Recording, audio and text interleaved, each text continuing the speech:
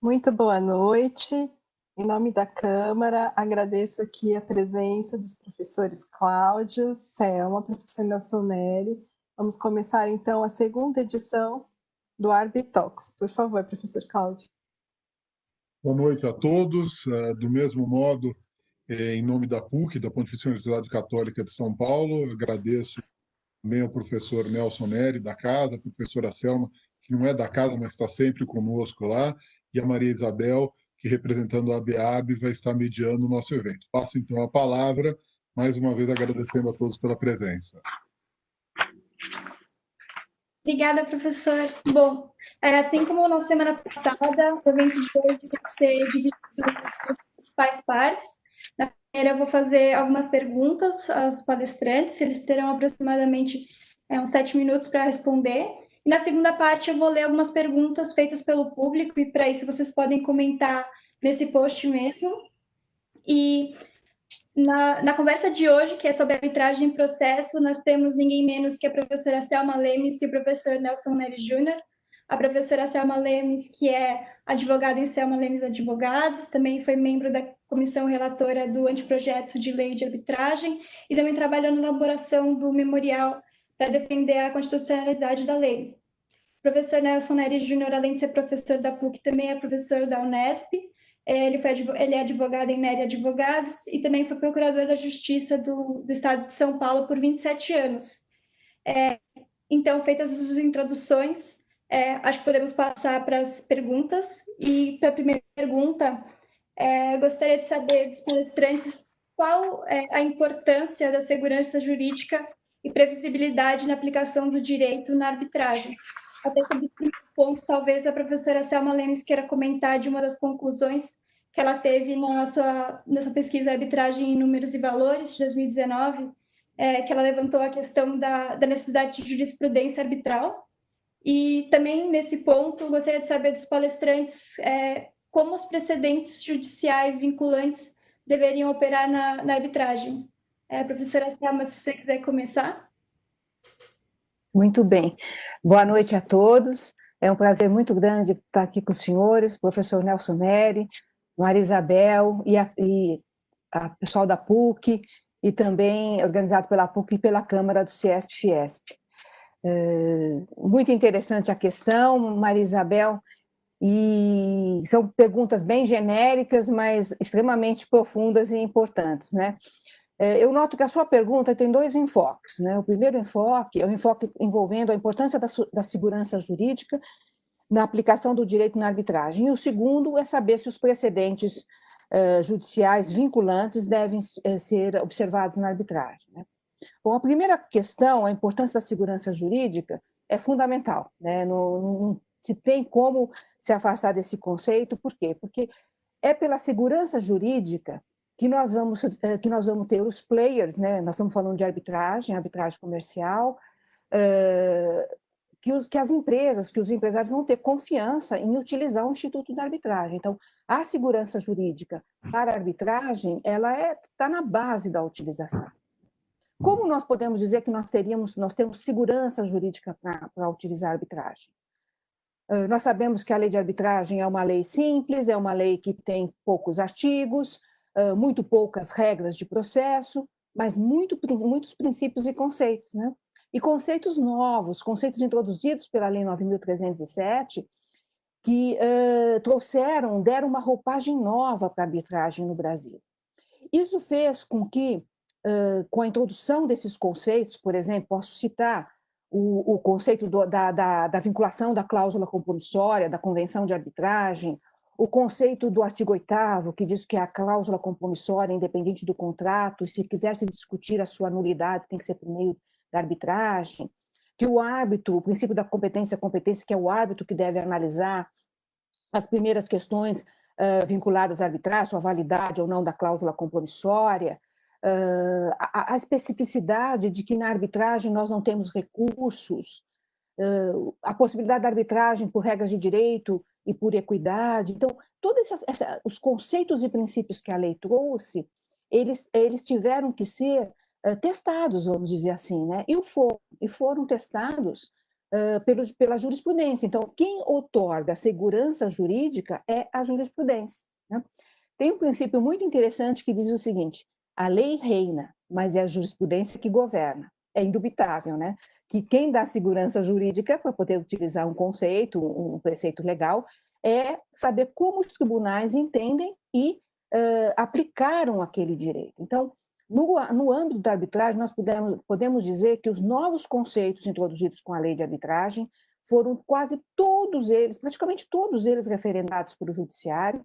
E aqui tem uma característica interessante: eles foram referenciados pelo judiciário não apenas 20 e poucos anos, 24 anos quase de vigência da lei de arbitragem, mas teve uma mão inversa, porque a lei de arbitragem foi primeiro submetida àquele incidente de inconstitucionalidade enquanto ela ainda estava na vacatio legis, né? Então, aquilo fez com que demorou 4 anos para ser julgado o incidente de inconstitucionalidade. Até a Maria Isabel comentou aí o memorial, que foi super interessante fazer aquele memorial naquela época.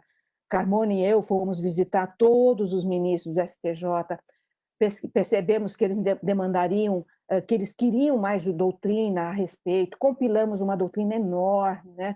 Compilamos a jurisprudência, uma jurisprudência maravilhosa que tinha na Espanha, porque a Constituição da Espanhola de 1978 tem um preceito exatamente igual ao nosso artigo 5º, parágrafo 35, então um julgado de 88 que interpretava que a arbitragem, a constitucionalidade da arbitragem, não obstante o incidente não discorrer sobre a constitucionalidade da arbitragem, discorrer sobre a constitucionalidade de alguns dispositivos da lei, né? Então, esse julgado, o julgado do incidente, foi julgado por maioria e que ele, vamos dizer assim, atacava especialmente, ou a matéria tratada foi o artigo 6º e o artigo 7º da lei de arbitragem, que muito interessante a discussão, se o árbitro, se o juiz poderia substituir a parte diante de uma cláusula arbitral vazia, e aquele voto muito importante, voto do ministro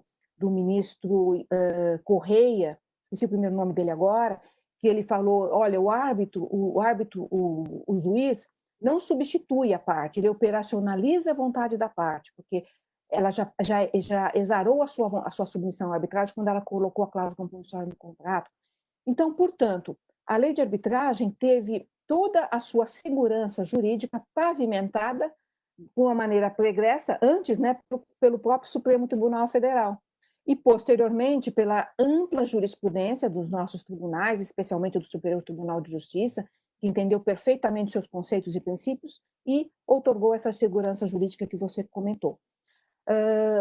É tão importante você ter um estatuto, uma lei uma lei boa, mas uma interpretação excelente, uma interpretação boa do judiciário, porque isso tem reflexos dentro da análise econômica do direito, né? No sentido que transmite aos usuários da arbitragem segurança em utilizá-la, e utilizá-la por quê? Porque ela representa não apenas uma forma de solução de conflitos, mas também uma forma econômica de submeter de solução de conflitos. Então, ao mesmo tempo que a cláusula compromissória é uma cláusula jurídica, ela também é uma cláusula econômica.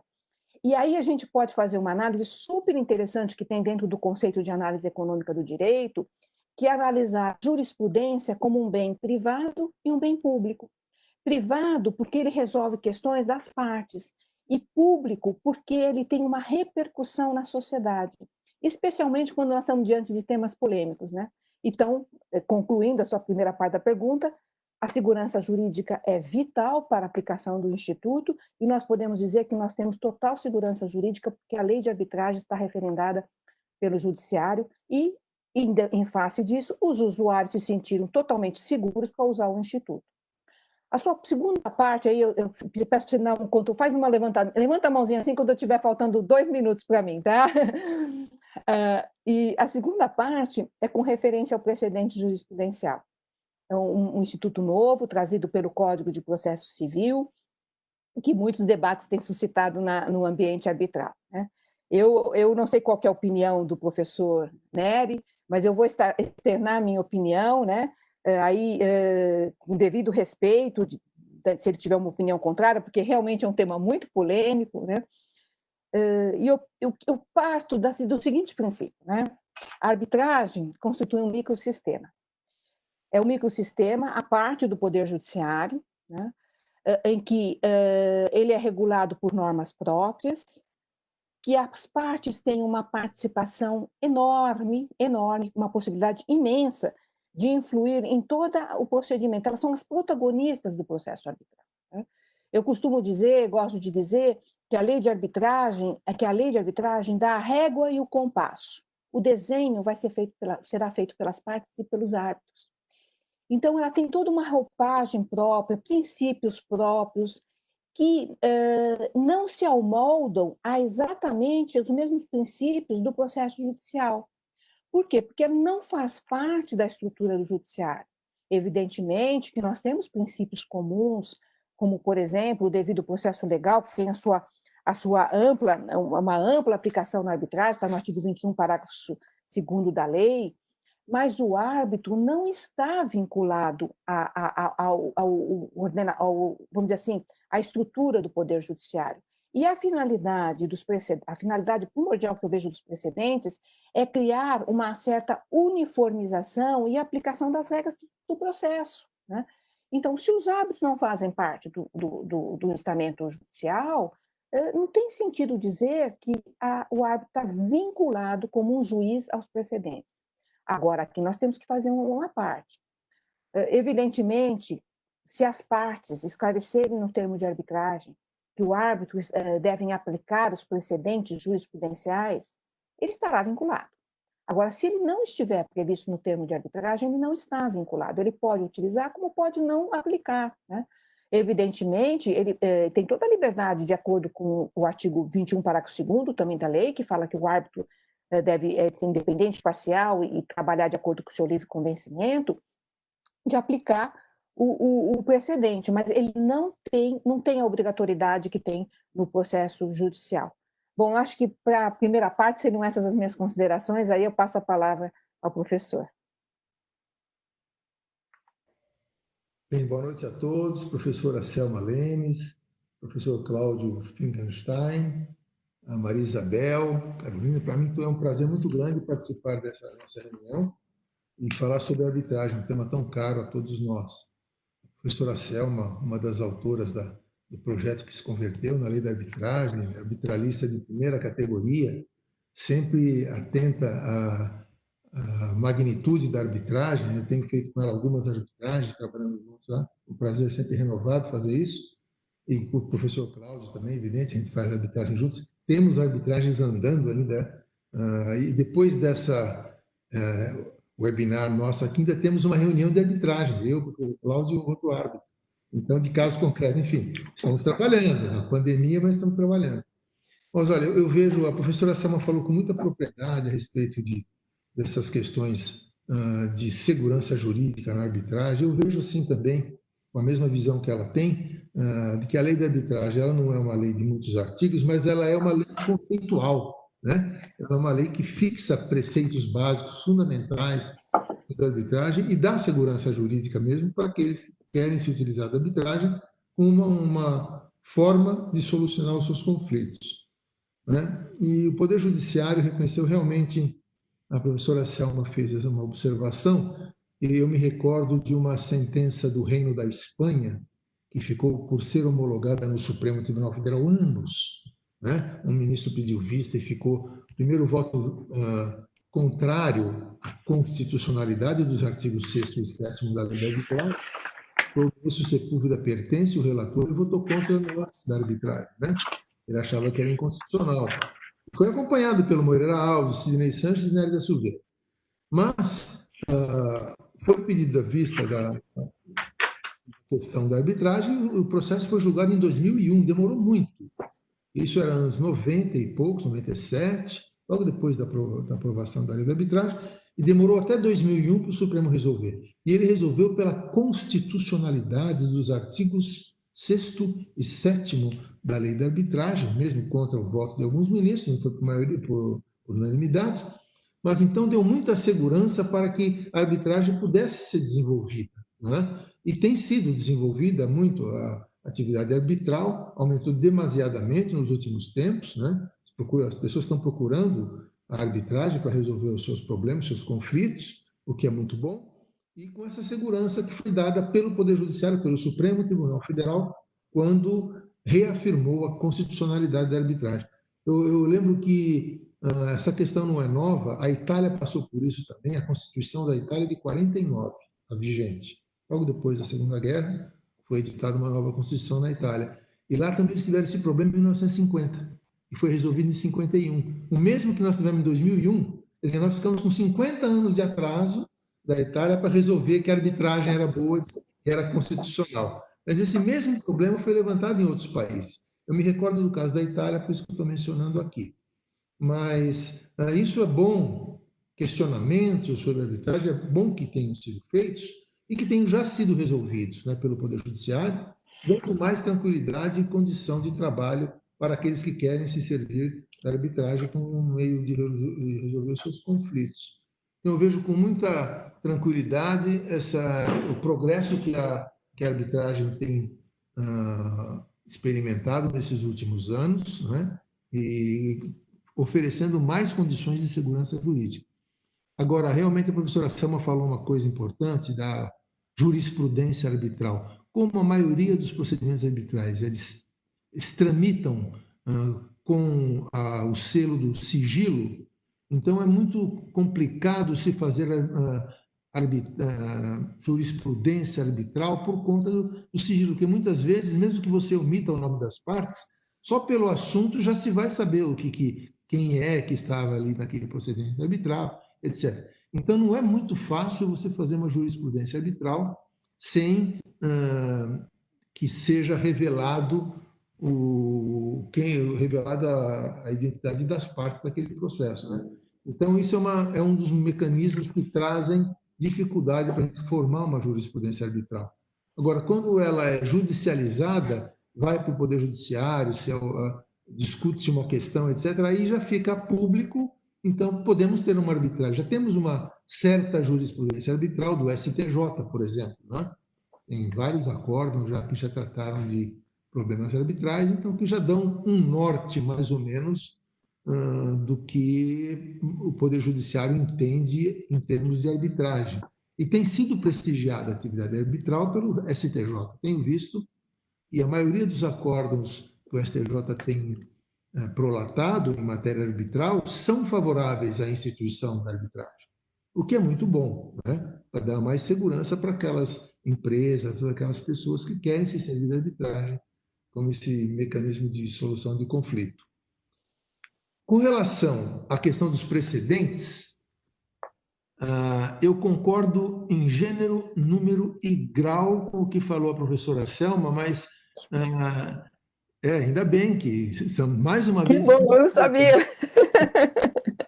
Mas eu vejo até com outra visão. A minha visão sobre precedentes do Brasil não é a visão que o Código do Processo Civil quer dar, e nem a que parcela da doutrina quer dar a essa matéria, vamos chamar assim, do ponto de vista pejorativo mesmo, de direito jurisprudencial. Eu acho que é uma expressão tão pejorativa, tão assim ruim para a teoria do direito, mas vamos utilizá-la já que as pessoas estão utilizando no dia a dia. Vinculação de decisão judicial, como se fosse lei, obrigando as partes e outros juízes a seguirem essa jurisprudência, não tem assento constitucional, com o devido respeito. Então, eu já acho isso da própria justiça estatal, professora Selma. Quer dizer, no juiz estatal, o juiz, no meu modo de ver, ele não está obrigado a obedecer precedentes, porque precedentes não vinculam. O judiciário não faz lei. Quer dizer, vinculação, quer dizer, ninguém é obrigado a fazer ou deixar de fazer alguma coisa, senão em virtude de lei, não segundo em virtude de jurisprudência. Né? Então, isso está na Constituição, no artigo 5º, inciso 2º da Constituição. Então, veja assim, para que haja uma decisão judicial que possa ter efeito vinculante, efeito geral, como se fosse uma lei, seria preciso que a Constituição autorizasse determinado órgão do Poder Judiciário a assim agir. Não basta o CPC. O CPC é uma lei ordinária. Não é? Então, por exemplo, quando a Constituição quis que o Poder Legislativo, que o Poder Judiciário legislasse, saísse da sua função de julgar e produzisse normas jurídicas como se fosse o parlamento, a Constituição o fez expressamente no artigo 103A, criando a súmula vinculante do Supremo Tribunal Federal. Ali o Supremo faz uma norma, uma regra, baixa uma súmula vinculante e que tem eficácia erga omnes por decisão da Constituição Federal, né? Porque o artigo 2º diz que os poderes são harmônicos e independentes entre si. Um não pode entrar na esfera jurídica do outro. Então, o judiciário não pode fazer normas como se fosse legislativo. Não está autorizado a isso, a menos que a Constituição expressamente tenha feito, como no caso da súmula vinculante. Não é o único exemplo em que o judiciário pode legislar. Súmula vinculante do Supremo Tribunal Federal. Então, para que outros órgãos do Poder Judiciário pudessem ter suas decisões como também vinculantes, teria que também haver uma exceção dentro da Constituição Federal. Então, uma lei ordinária como o CPC, criando efeitos vinculantes dessa natureza, com o devido respeito, não se amolda ao texto da Constituição do Brasil. Então, acho que nenhum juiz do país está autorizado a seguir súmula vinculante como se fosse lei, salvo a do Supremo Tribunal Federal. Né? Muito bem. A professora Selma falou uma outra coisa ainda muito importante. Ela falou, isso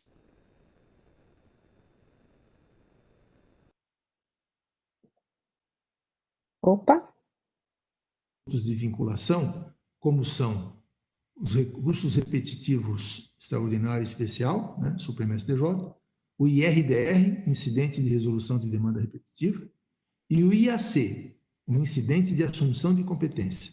Então, todos esses incidentes, que no final o CPC diz que as decisões deverão ser observadas por todos, etc. e tal, tudo isso, no meu modo de ver, e está escrito nos meus comentários desde 2015, não é? Que isso nada mais são, esses institutos, do que mecanismos de uniformização da jurisprudência do tribunal que os edita. Para por aí. Quer dizer, o tribunal já faz muito em fazer um RESP repetitivo ou um RE repetitivo que vai valer para eles. O Supremo Tribunal Federal vai ficar vinculado à decisão do RE repetitivo. O STJ vai ficar vinculado à decisão do RESP repetitivo. Nenhum outro juiz do país está vinculado a isso. Né? E isso é o meu pensamento. Eu tenho externado esse pensamento para dizer, olha, eu não sou contra esses institutos. Eles estão lá no CPC, é ótimo que estejam. Mas a finalidade deles não é obrigar a juiz a respeitar, e sim fazer com que seja uniformizada a jurisprudência do próprio tribunal que os emite. Essa é a minha opinião. Arbitragem. Vamos para a arbitragem. Na arbitragem, os processos que se submetem à arbitragem, que podem ser submetidos à arbitragem, são aqueles que admitem autocomposição. É o que diz o artigo 2º da lei da arbitragem. Então, na verdade, são casos normais, das vezes, patrimoniais e direito disponíveis. As partes é que podem dispor desses seus direitos. Por isso, elas podem escolher que a sua lide, eventualmente futura, né, que venha a existir, não seja submetida ao Poder Judiciário, e sim ao Tribunal Arbitral, ou até a árbitro único, dependendo do que as partes decidirem. Elas decidem isso. E elas podem muito mais ainda. Elas podem escolher o direito aplicável. Então, a parte pode, inclusive, fazer o seguinte, as duas partes são localizadas no Brasil, são empresas brasileiras, por exemplo, escolhemos o direito em inglês para incidir na nossa questão. Porque lá o direito X ou Y é melhor do que o brasileiro, ou a Argentina tem direito de seguro muito evoluído, então eu já peguei a arbitragem onde as partes escolheram o direito argentino para discutir a questão de seguro. As duas partes são brasileiras, fizeram um contrato no Brasil, obrigações a serem cumpridas no Brasil, elegem a arbitragem e colocam lá, direito que deve incidir na arbitragem, o direito argentino de seguro. Pronto, as partes escolhem. Elas podem, digamos assim, extrair o direito brasileiro do seu julgamento. Não precisa ser uma parte que esteja localizada fora do Brasil. Elas podem ser até brasileiras. Elas podem escolher o direito aplicável. Então, nessa escolha, elas podem perfeitamente, eu também acho, como a professora Selma, eu estou absolutamente de acordo com o que ela falou, eu acho que as partes podem escolher. Não queremos que súmula interfira aqui no na nossa arbitragem. Não queremos aplicação de jurisprudência do STJ. Não queremos aplicação de jurisprudência do Supremo. Elas podem fazer isso perfeitamente. Elas podem escolher o direito aplicável, né? Agora, o que eu acho, isso eu já escrevi também no meu comentário, professor Anselmo, que eu acho que não pode escolher seria aquela norma que é cogente no Brasil como as normas constitucionais. Então, por exemplo, eu me recordo aqui de um dispositivo do Código Bustamante. O Código Bustamante é o Código Internacional de Direito Internacional Privado. Foi aprovado em Havana, em 1928, é um tratado internacional de direito internacional privado. O Brasil é signatário e está em vigor no Brasil. Pouca gente, talvez, tenha esse conhecimento, mas o Código Bustamante é a lei de direito internacional privado que vale e tem eficácia no Brasil. E o artigo 4º do Código Bustamante diz: são de ordem pública internacional os dispositivos da Constituição do país. Então, aquilo que está na nossa Constituição da República, né, eu acho que na arbitragem as partes não podem excluir. Então, por exemplo, uma súmula vinculante do Supremo, que é entendida pela Constituição Federal como uma norma de eficácia vinculante erga omnes, eu acho que a parte não pode dizer não quero que se aplique a Constituição do Brasil, por exemplo. Isso eu acho que não daria. Mas qualquer outra lei, e o CPC é uma lei, o Código Civil é uma lei, a parte pode dizer sim, expressamente, não quero que se aplique tal lei, tal precedente, não me sinto seguro em aplicação da jurisprudência do Supremo, do STJ. Eu acho que é perfeitamente, digamos, válido se colocar isso numa cláusula dentro de um contrato, né, que vai ficar, então, a nossa convenção de arbitragem. E a discussão sobre se é válido ou não é válido, quem vai dizer isso é o árbitro, o painel arbitral, conforme o artigo 8º, parágrafo único da lei da arbitragem, que é o competência, a qual a professora Selma já fez referência, né? Então, eu vejo assim, nossos precedentes não são vinculantes nem na justiça estatal. E na arbitral podem ser expressamente excluídos por vontade das partes, se assim o desejarem, na cláusula, na convenção de arbitragem, né? Essa é a minha opinião. Não sei se a professora Selma está de acordo. Interessante, muito interessante seu enfoque, Nelson. Eu queria só lembrar uma vez que nós tivemos uma arbitragem juntos e que nós fizemos um trabalho extremamente, eu acho que lá é paradigmático para a gente até comentar, né, Nelson, que nós fizemos uma arbitragem fast track em 60 dias. Algo impensável nós conseguimos fazer, né, uma questão super interessante. Foi a DOC, né? Foi a DOC, conseguimos fazer uma arbitragem, para mim, que lá foi uma coisa assim, impressionante. Não obstante os advogados terem falado que ficaram extenuados, né? Não aguentavam, né? De tanto que trabalhavam em 2, 3 dias, né? Foi muito interessante. Eu queria fazer 2 pontos, né? Primeiro, a questão da jurisprudência arbitral. Eu realmente comentei isso lá na pesquisa Arbitragens de Números e Valores, é algo que a gente tem batalhado muito, especialmente por determinadas áreas do direito, em que as decisões emanam do poder, vamos dizer assim, da arbitragem, não mais do poder judiciário, que é a área societária, né? E esse pleito está sendo atendido. Eu acho que muitas câmaras já estão se sensibilizando com isso. A própria Câmara, a Câmara CCBC, tem um grupo de estudos e vai começar já a trabalhar a publicação das sentenças arbitrais. Evidentemente que as pessoas não estão interessadas no nome das partes, né? Estão interessadas do que o cunho acadêmico, o que tem de discussão do direito e também até do ponto de vista processual. Um outro trabalho interessante que já está sendo iniciado é a questão dos comitês de remoção e impugnação de árbitro. Nós já estamos com uma ampla jurisprudência a respeito. Esses comitês trabalham muito bem. As decisões que você vê, impedimento e suspensão de árbitro, né? O árbitro tem o dever de revelar uma dúvida justificada, que aos olhos das partes o impeça de atuar. Muitas vezes essas alegações são frívolas. Isso é submetido a um comitê. Esses comitês analisam a questão, exalam decisões objetivas, né? E nós já temos aí uma jurisprudência interessantíssima da matéria.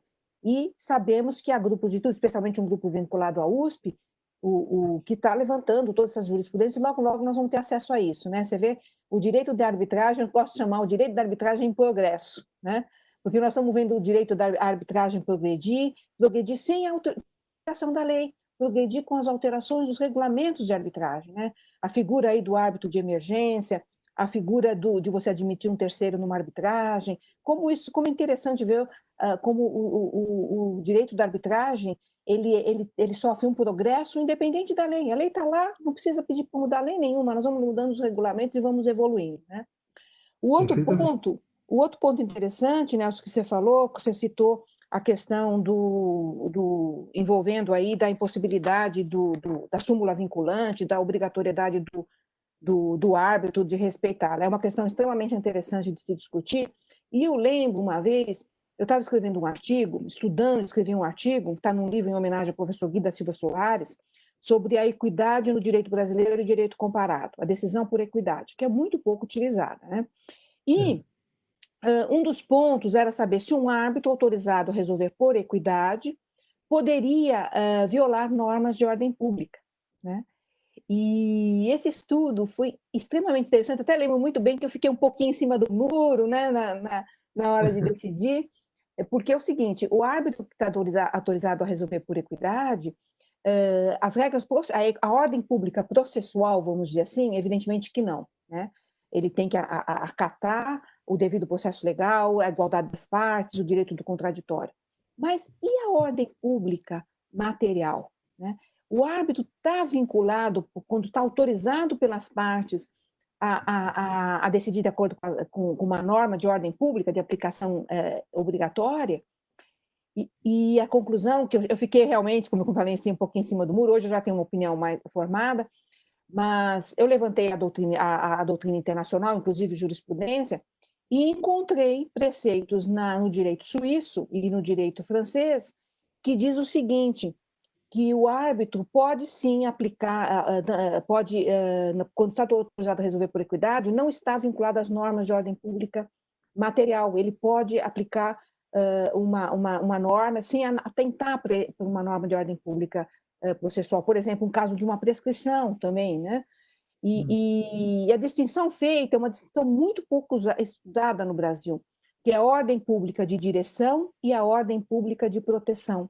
E fizeram uma diferenciação entre essas duas ordens públicas. Então, portanto, se é uma norma de ordem pública que vincula somente as partes, que tem endereço nas partes, ela pode ser violada, ela pode ser, vamos dizer assim, não precisa ser acatada, né? Então, eu achei interessante fazer esse link aí com o seu comentário. Isso, Maria Isabel. Bom, então acho que a gente pode ir para a segunda questão. Bom, hoje em dia, com a pandemia, parece que a flexibilidade da arbitragem até se acentuou, até a gente teve essa necessidade para que a solução de conflitos pudesse continuar se dando e a gente não tem uma paralisação completa dessa solução. Mas, ao mesmo tempo, isso gera uma certa insegurança. Vocês preveem que podem surgir questões como, por exemplo, uma tentativa de anulação de uma sentença de uma arbitragem em que a audiência aconteceu de forma virtual, apesar de uma das partes ter sido contrária? Talvez o professor Nelson Neri queira começar. Vamos inverter agora, posso começar, a professora Selma fala um pouquinho depois. Mas olha, Isabel, eu vejo que essas questões da pandemia ainda vão suscitar muitos problemas, né? Nós não temos nem noção que os problemas estão começando agora. É tudo novo, não só no Brasil, no mundo inteiro é tudo muito novo, né? Eu me recordo de assim que começou essa pandemia um pouco mais acentuada no continente europeu, lá para janeiro, assim, mais ou menos, a Alemanha já se deu pressa e já fez uma legislação com base em alteração de Código Civil, Código Penal, Código Comercial. Muitos diplomas alemães foram alterados para se adaptarem a essas novas realidades da pandemia. Nem estava acontecendo ainda o problema. E a Alemanha já estava modificando a sua lei. Aqui no Brasil nós tivemos algumas leis agora aprovadas bem rapidamente pelo Congresso Nacional sobre essa discussão, né? Umas inclusive a 14.010 sobre as influências no direito privado, né? Alterando situações de prescrição, etc. E tivemos aí condomínio, de reunião de associação civil. Teve uma lei, essa lei que eu me refiro a ela, 14.010, acho que é esse o número, vou só conferir aqui, que menciona a questão da reunião de associações e de outras naturezas durante a pandemia, se pode ser feitas virtualmente ou não. Eu já mencionei, vou pegar a lei aqui já, para a gente já discutir em cima disso, né? Olha, a lei 14.010, de 10 de junho de 2020, né, que altera o artigo 5º dessa lei, fala: a Assembleia Geral, inclusive para os fins do artigo 59 do Código Civil, até 30 de outubro de 2020, poderá ser realizada por meios eletrônicos, independentemente da previsão dos atos constitutivos da pessoa jurídica.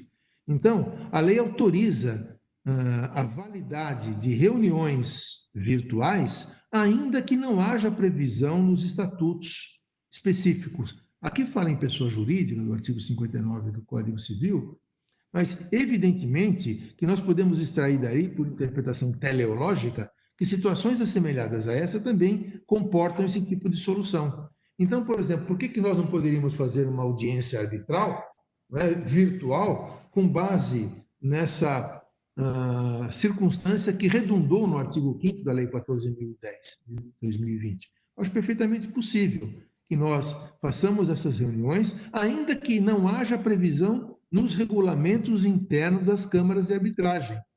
Porque ninguém vai prever uma coisa dessa. Quando tiver pandemia, pode fazer. Ninguém vai prever isso. Então, eu acredito que nenhum regulamento, nem o da Fiesp, nem o CAN-CCBC, enfim, da GV, eu acho que nenhuma dessas organizações tem no seu regulamento interno uma regra dessa natureza, né? Mas que mesmo, essa lei diz, mesmo na ausência de previsão estatutária, regulamentar, é possível, sim, fazer-se com toda a garantia e com validade essas assembleias. Então, acho que as nossas audiências poderiam, sim, ser realizadas com base na interpretação teleológica, não extensiva nem analógica, teleológica do artigo 5º da Lei 14.010, de 10 de junho de 2020. Né? Não sei o que a professora Selma pensa. Eu concordo plenamente, Nelson, com o que você falou, e eu não vejo que uma parte que posteriormente queira alegar por meio de ação de anulação que foi violado ou violado, não era uma regra anterior que estava prevista, ela logre sucesso, porque nós temos aí muitos elementos para considerar, né? Exatamente, por exemplo, assim, nós estamos diante de algo que foi imprevisível, né? E um ponto muito importante que tem na arbitragem é o artigo 13, parágrafo 6º da lei, que fala que o árbitro tem que ser diligente, né? Então, a diligência, a rapidez e a eficiência da arbitragem demandam essas adaptações, algo que as câmaras fizeram com muita agilidade, né? Baixaram provimentos, evidentemente que as partes também devem participar, devem dizer se concordam. Há arbitragens que estão suspensas porque os advogados pediram, acharam que ficaria melhor para eles, aguardar um tempo, não dizer que não querem, aguardar um tempo, né? Adiar um pouco as audiências. Mas eu acho que isso é um fato inevitável e algo que veio para ficar, porque a facilidade que nós estamos tendo com audiências virtuais e o futuro próximo nosso, nós estávamos até comentando o que é melhor você fazer uma audiência virtual em que nós estamos vendo, nos olhando, tomando todas as medidas necessárias no campo da oitiva de testemunhas, da exposição do caso pelos advogados, ou estarmos numa sala fechada correndo risco, que não podemos estar, com máscaras, que ninguém pode fazer uma leitura visual da pessoa, não é? Então, eu acho que a gente tem que se adaptar. O ser humano se adapta a tudo, não é? Então, é algo que está sendo muito promissor, né? Outro dia eu tenho feito várias audiências longas de vários dias, dá um trabalho muito grande para o tribunal arbitral e também para os advogados na parte operacional. Por exemplo, há certas práticas que até então eram muito, vamos dizer assim, pouco utilizadas e havia uma resistência dos advogados brasileiros, não na área internacional, porque quando atuavam na área internacional sabiam que fazia parte do sistema. E aqui vem também essa questão da arbitragem importar algumas práticas internacionais. Então, por exemplo, é de todo recomendável que quando você vai fazer uma audiência autiva de testemunhas, que você tenha depoimento escrito. O depoimento escrito está sendo sensacional na arbitragem, porque você já sabe, ambas as partes já conhecem o que a testemunha vai mencionar, tem ali o seu campo limitado de perguntas, faz com que tudo fique extremamente objetivo, né? Então, essas audiências estão também... algo interessante é o seguinte, está combinado quando começa e quando termina o horário, e a gente consegue fazer isso. E muitas vezes na audiência presencial você não consegue, né? Porque, evidentemente, que a gente também está perdendo o convívio, né? Isso é muito importante. Eu acho que a gente vai voltar a ter audiências e tudo mais, porque o convívio, o olho no olho, né? O trato das arbitragens, nós árbitros, né? Os nossos almoços, nossas conversas. É tão gostoso você poder trocar ideias com os colegas, mas no momento atual o que temos, né? E eu acho que as investidas por meio de ação de anulação da sentença arbitral não vão ser frutíferas, porque nós temos que nos adaptar.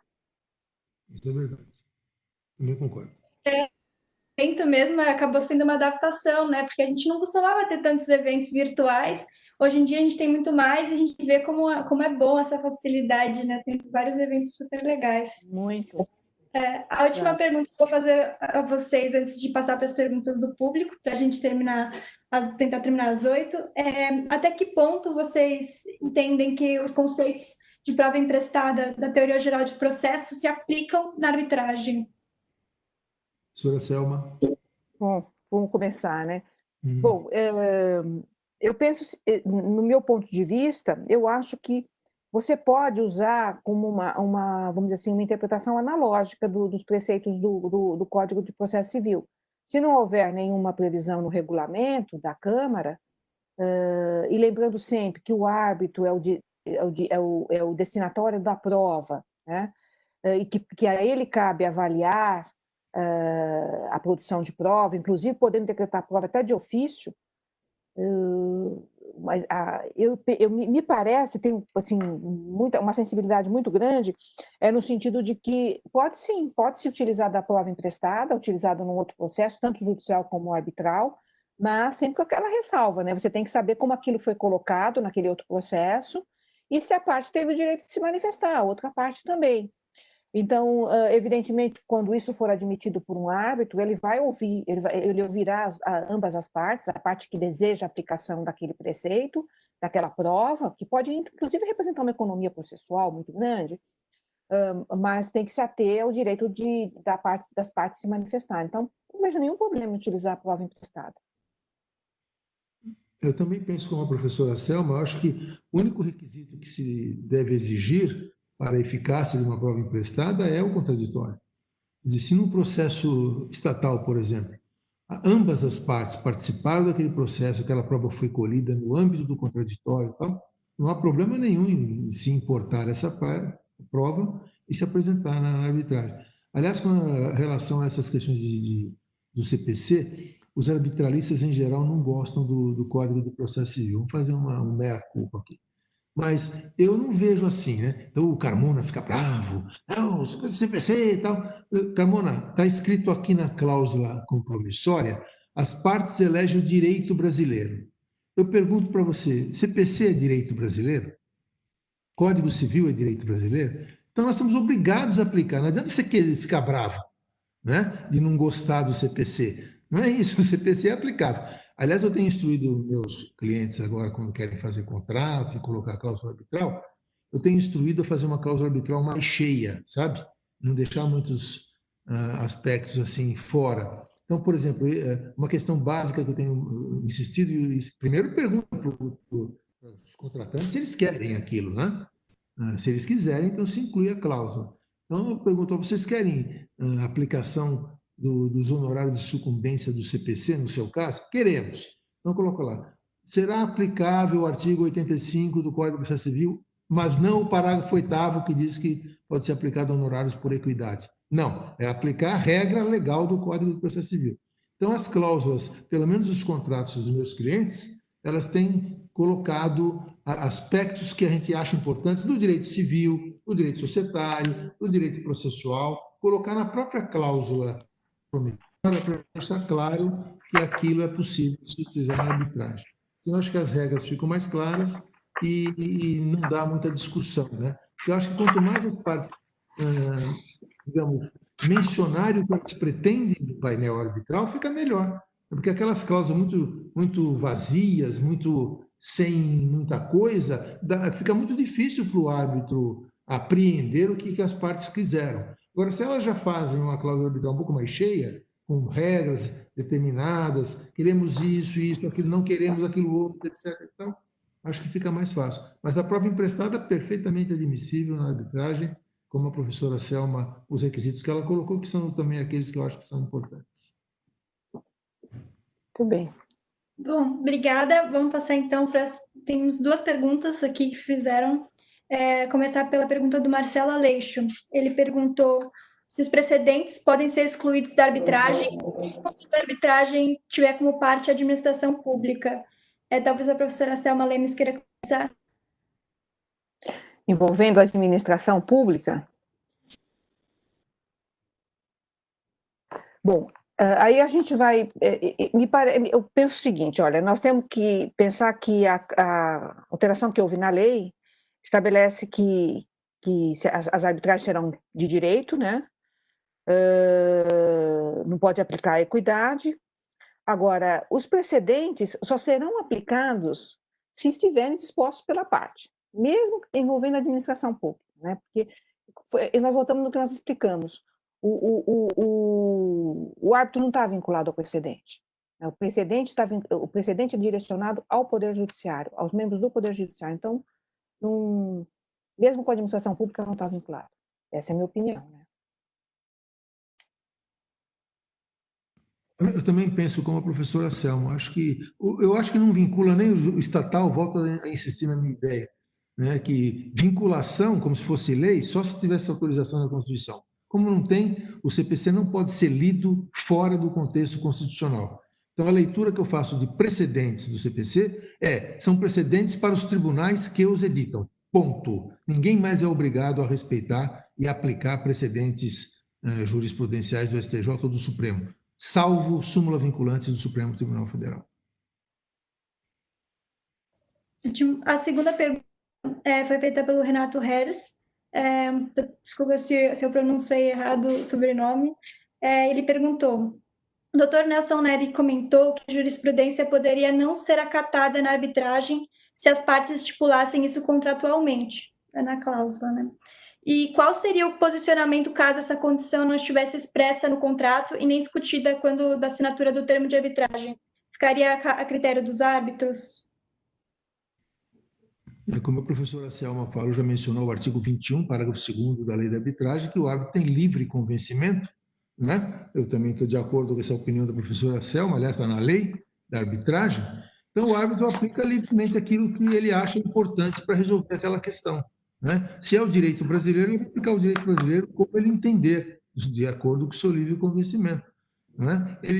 Repito, ele não é obrigado a aplicar preceitos de jurisprudência, né? Seja vinculante, esse vinculante, vamos ler com todas as reservas do mundo, seja vinculante ou não seja vinculante, é jurisprudência. A jurisprudência não obriga ninguém. Ninguém é obrigado a respeitar o caso. Nem. E tem mais uma coisa que eu acho importante para o nosso inquiridor, que é o seguinte: se fala muito em o Brasil está virando common law, tal. Não está virando common law. Sabe por quê? Porque no common law, precedente não vincula.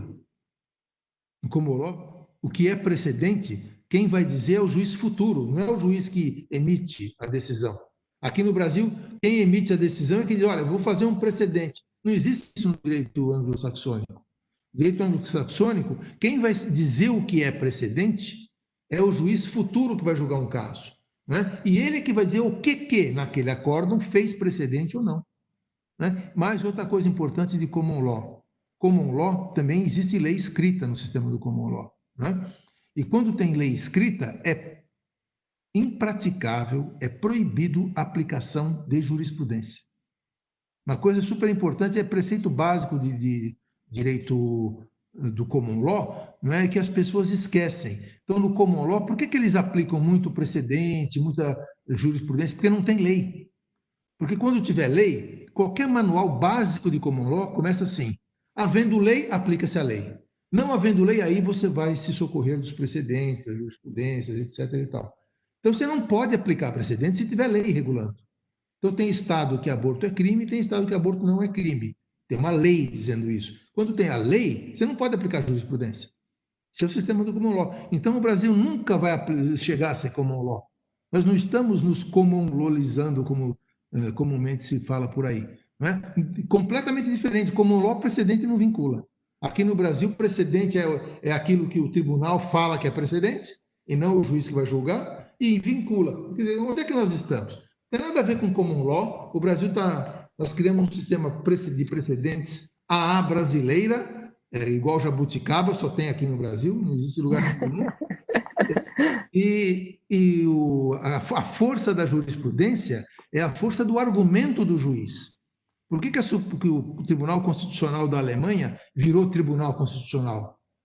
Porque pela força do argumento das decisões dele, não é pela força pelo tamanho da caneta. Aqui o ministro do Supremo da STJ acha que porque ele é ministro, todo mundo tem que obedecer. Não, isso é força de caneta. Eu quero saber se a sua decisão é boa, ministro. Se ela está de acordo com a Constituição. Aí eu vou respeitar. Agora, porque foi Vossa Excelência, ministro, que deu uma decisão, desculpe. Força de caneta não obriga ninguém. Né? Então, por isso, jurisprudência é jurisprudência. Resolveu o caso do João com a Maria. Não é o meu. O meu é outra coisa. O meu eu sou árbitro, vou examinar o caso concreto, ver quem tem razão, quais são as provas, etc. Não vou ser obrigado a aplicar a jurisprudência.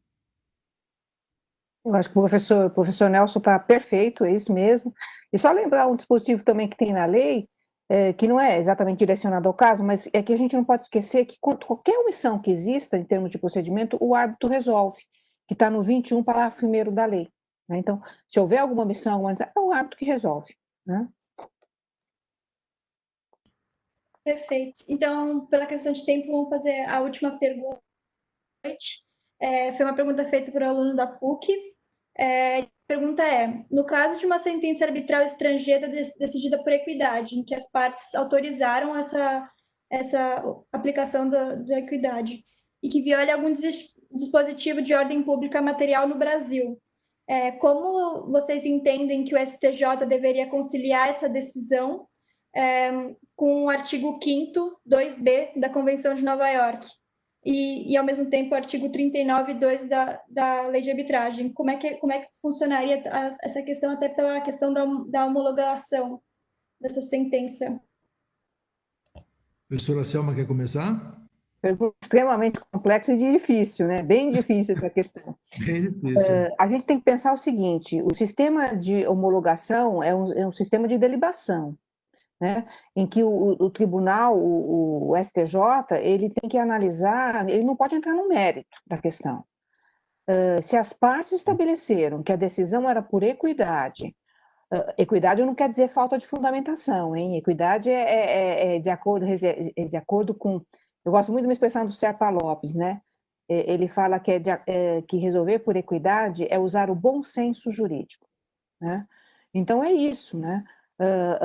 Ele fundamentou, ele decidiu, ele estava autorizado a resolver por equidade, é matéria de mérito.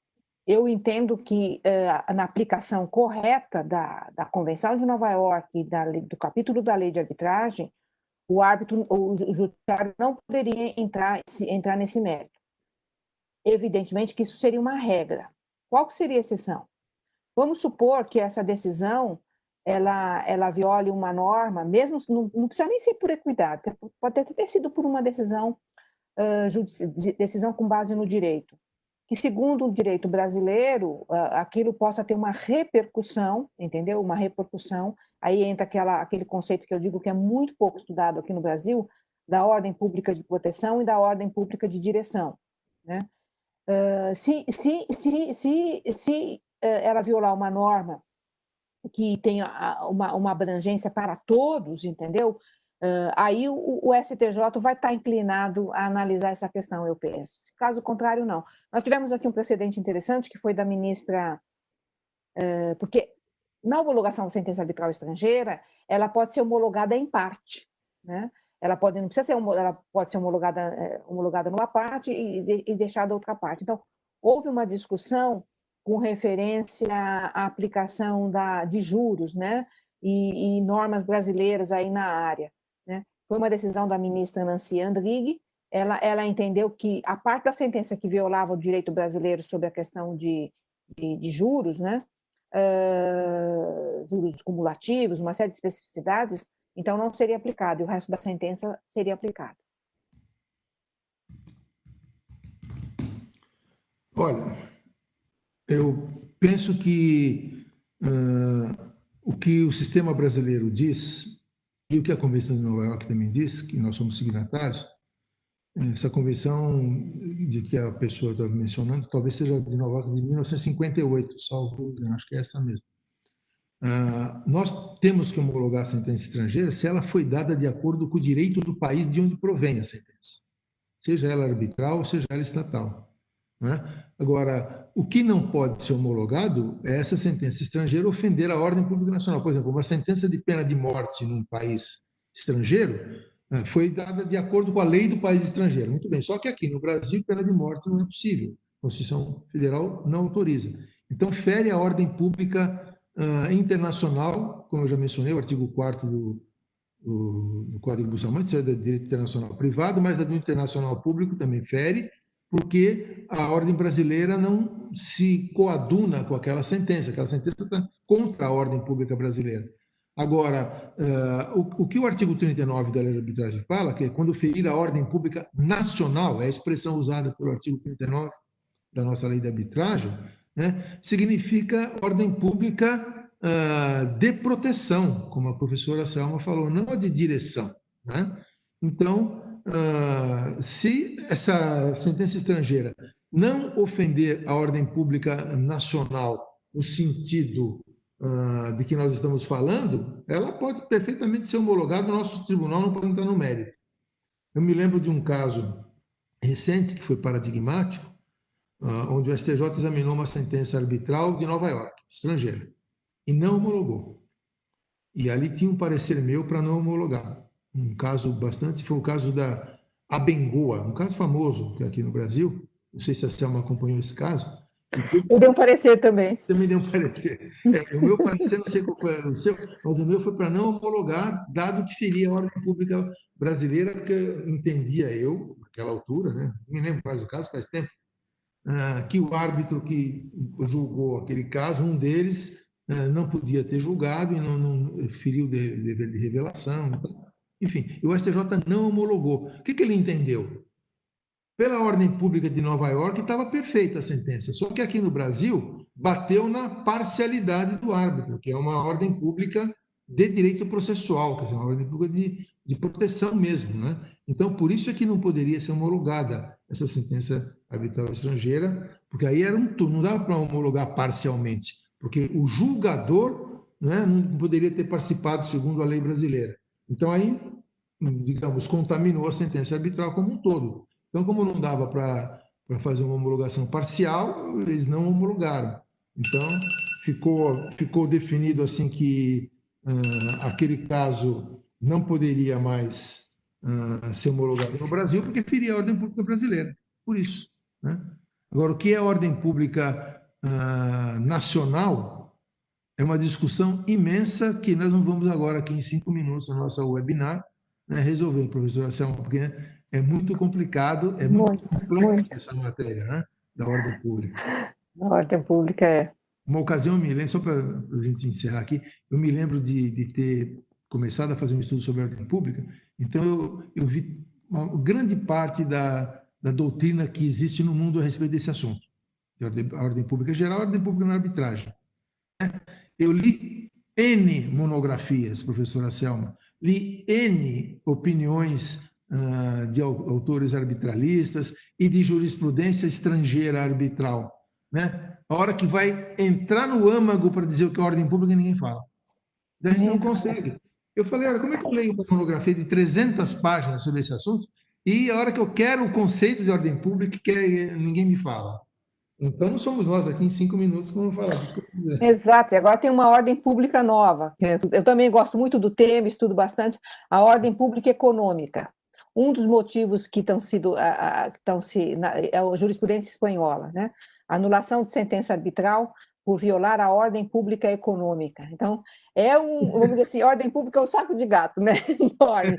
Conceitos dos mais diversos, né? Eu lembro que quando eu fiz um estudo, eu havia levantado cinco hipóteses de ordem pública, né? Então é muito complexo, é complexo mesmo. Então, eu vou agradecer aos dois, professora Selma, professor Nelson, foi uma conversa muito, muito enriquecedora. Obrigada por terem participado, a agenda de vocês é super complicada, então, com certeza, foi um esforço estar aqui hoje. E eu convido todo mundo também a participar, a assistir a da semana que vem, que vai ser sobre instituições arbitrais, e vai ter a Lilian Bertolani e a professora Adriana Pucci. Também vai ser uma conversa super interessante. Muito obrigada. Muito obrigada, eu que agradeço. Professor Cláudio também pelo convite. Um prazer, Nelson, estar com você e com a Maria. Prazer, Selma, prazer, Isabel, prazer, Cláudio. Grande abraço a todos. Até logo. Tchau. Tchau, tchau.